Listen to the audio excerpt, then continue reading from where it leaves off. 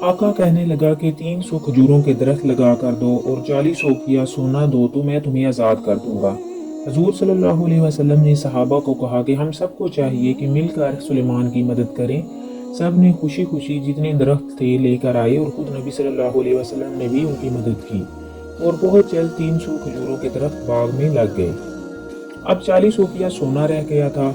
इसी असना में जंगे उहद और बदर गुजर गए और सुलेमान अभी गुलाम ही थे।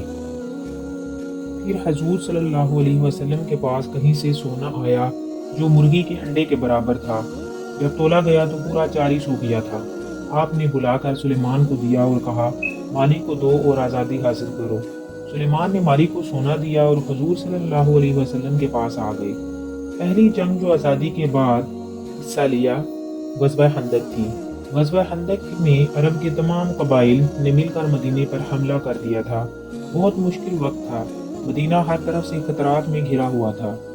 ऐसे में उन्होंने हजूर को मशवरा दिया कि आप मदीने के इन इतराफ में जहां हमले का खतरा है, इस तरफ खंदक खोद कर शहर को हिफाजत में ले लें।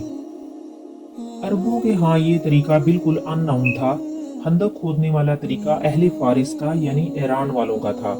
इससे पता चलता है कि अच्छा मशवरा कोई भी दे कबूल करना चाहिए। आप सल्लल्लाहु अलैहि वसल्लम ने मशवरा कबूल किया और खंदक खुदवाई गई।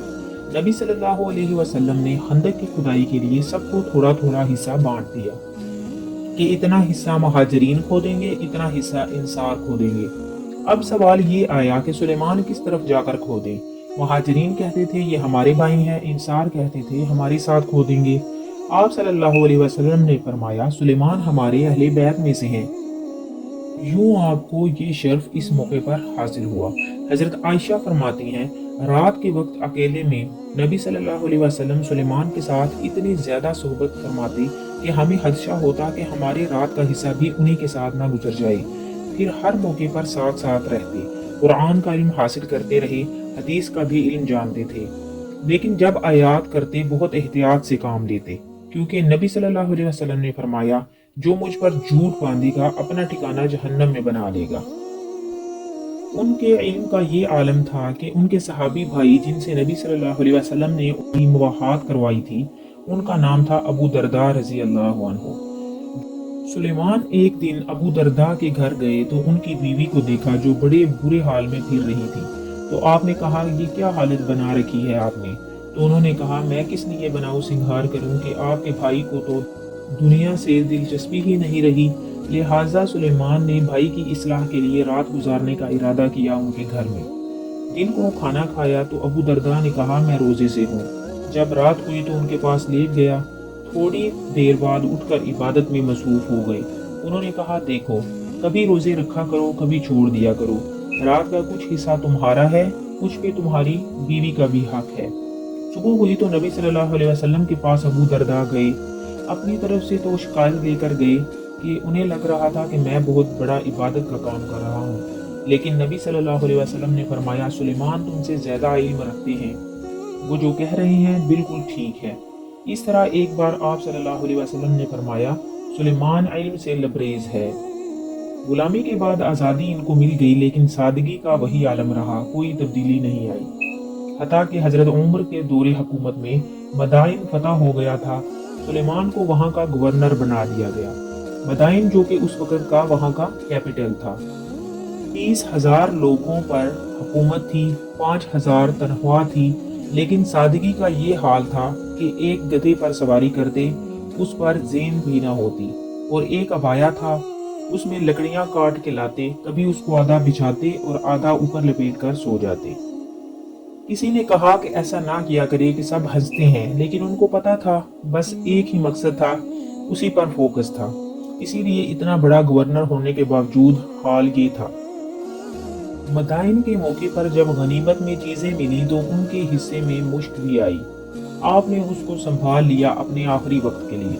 अब चूंकि नबी उनसे बहुत मोहब्बत करते थे, एक रवायत में है कि हजूर सल्लल्लाहु अलैहि वसल्लम एक गधे से टेक लगाए बैठे थे। जब सुलेमान आए तो आपने अपना गधा पेश किया। आप सल्लल्लाहु अलैहि वसल्लम ने फरमाया, 3 लोगों से जन्नत इतनी मुश्ताक है कि इंतजार कर रही है शौक से, अली, अम्मार और सुलेमान। एक रवायत में आप सल्लल्लाहु अलैहि वसल्लम ने फरमाया, وہ علم و حکمت میں لقمان حکیم کے برابر تھے۔ حضرت معاذ بن جبل عنہ جو خود بہت بڑے عالم تھے، انہوں نے اپنے شاگرد سے کہا 4 آدمیوں سے علم حاصل کرنا، ان میں ایک سلیمان تھے۔ ان کی تقوی کی مثال ہے کہ دنیا سے بالکل بے رغبتی تھی، خود چٹائیاں بنتے تھے، پھر 3 حصوں میں تقسیم کرتے آمدنی، گھر والوں کے لیے، چٹائیاں بننے کے لیے اور اللہ کے راہ میں۔ جب بیمار ہوئے تو سعد بن ابی وقاص عیادت کے لیے آئے۔ سلیمان رونے لگی۔ انہوں نے کہا کہ ابو عبداللہ، رونے کا کیا مقام ہے؟ حضور صلی اللہ علیہ وسلم آپ سے خوش گئے ہیں دنیا سے، حوض کوثر پہ آپ سے ملیں گے۔ سلیمان نے کہا کہ خدا کی قسم، موت سے نہیں گھبراتا، نہ دنیا کی حرص باقی ہے۔ رونا تو یہ ہے کہ حضور صلی اللہ علیہ وسلم نے ہم سے عہد دیا تھا کہ ہمارا دنیاوی ساز و سامان ایک مسافر کے زاد راہ سے زیادہ نہ ہو، اور میرے لیے ارد گرد سانپ جمع ہے۔ میں نے ارد گرد دیکھا تو صرف ایک پیالہ اور 21-22 درہم کا اثاثہ تھا۔ موت کے وقت وصیت کی لوگوں کو، تم میں سے جس سے ہو حج کرے، عمرہ کرے، جہاد کرے اور قرآن پڑھتے ہوئے جان دے، فسق و فجور اور خیانت کی حالت میں نہ مرے۔ اس کے بعد بیوی سے کہا میری مشک کی تھیلی لے آؤ اور میرے ارد گرد چھڑک دو، اور پھر سب کو کہا کہ باہر نکل جاؤ۔ سب گھر والے جب تھوڑی دیر بعد واپس آئے تو سلیمان انتقال کر چکے تھے۔ یہ تھے ہمارے مسلم ہیرو، رضی اللہ عنہم ورضوا عنہ۔